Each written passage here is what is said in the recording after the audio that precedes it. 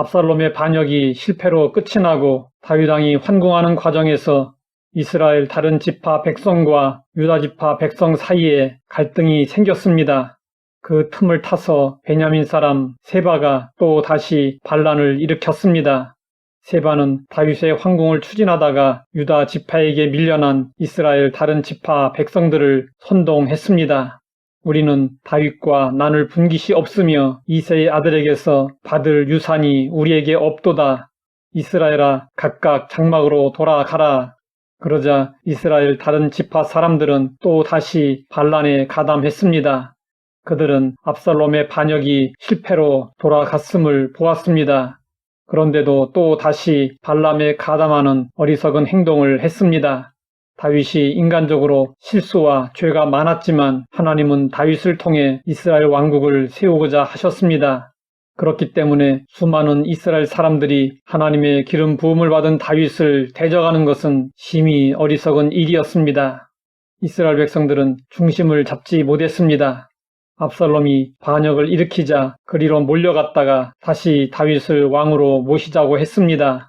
그러다가 세바가 나서서 선동하자 다시 세바에게로 쏠렸습니다. 이스라엘 사람들은 예수님에 대해서도 역시 중심을 잡지 못하고 왔다 갔다 했습니다. 그들은 예수님이 예루살렘에 입성하시자 호산나를 외치며 예수님을 환영했습니다. 그러나 돌변하여 예수님을 십자가에 못 박으라고 외쳤습니다. 확신이 부족하면 이렇게 오락가락하게 됩니다. 온고이 지신이라는 말이 있습니다. 우리는 과거를 거울 삼아 성장해 나가야 합니다.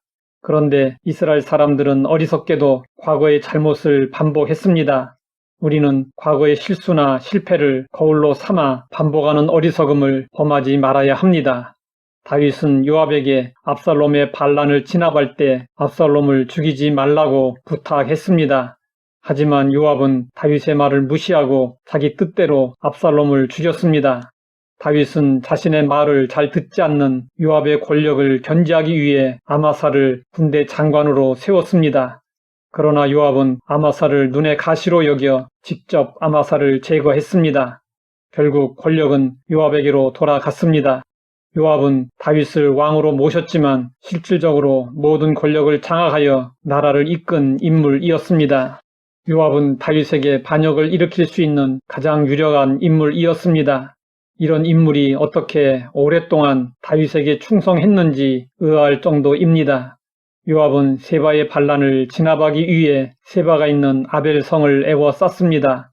요압은 처음부터 아벨 성벽을 쳐서 허물어뜨리려고 성 밖 언덕 위에 토성을 높이 쌓아 올렸습니다. 그때 아벨성에 있는 한 지혜로운 여인이 요압과의 교섭을 시도했습니다. 나는 이스라엘에 화평하고 충성된 자 중 하나이거늘 당신이 이스라엘 가운데 어머니 같은 성을 멸하고자 하시는도다. 어찌하여 당신이 여호와의 기업을 삼키고자 하시나이까? 그러자 요압은 자신의 목적이 아벨성을 멸하는 것이 아님을 밝히고 세바만 넘겨주면 이 성읍에서 떠날 것이라고 약속했습니다.